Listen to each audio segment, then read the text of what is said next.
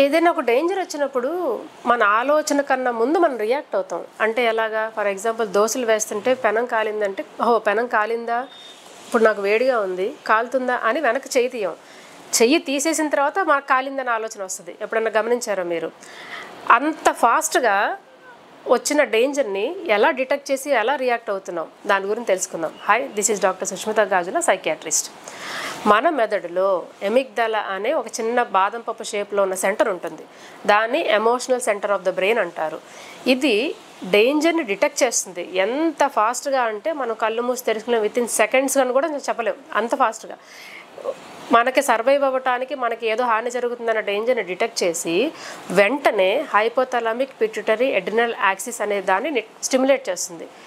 ఇమీడియట్గా adrenaline rush వస్తుంది, cortisol అనేది పెరుగుతుంది. ఇవి కాపాడుకోవటానికి మరి నీకు ఎనర్జీ కావాలి కదా. ఎప్పటిదాకా ఇలా కూర్చున్నాను, ఒక్కసారిగా అంత ఎనర్జీ ఎలా వచ్చింది అంటే గ్లూకోజ్ లెవెల్స్ని పెంచటం, హార్ట్ రేట్ని పెంచటం, బ్లడ్ ప్రెషర్ని పెంచటం, బ్రీతింగ్ రేట్ని పెంచటం.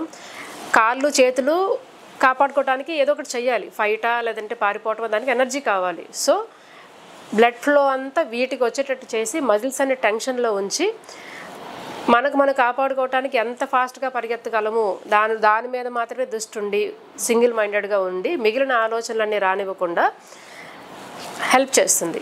ఇలా ఫియర్ రెస్పాన్స్, స్ట్రెస్ రెస్పాన్స్ అనేది ఫైట్, ఫ్లైట్ అండ్ ఫ్రీజ్ రియాక్షన్లో మనం కాపాడుకోవడానికి హెల్ప్ చేస్తాయి. ఇవి అబ్నార్మల్ కాదు, ఇవి రెగ్యులర్ సర్వైవల్ కోసం చాలా చాలా అవసరం.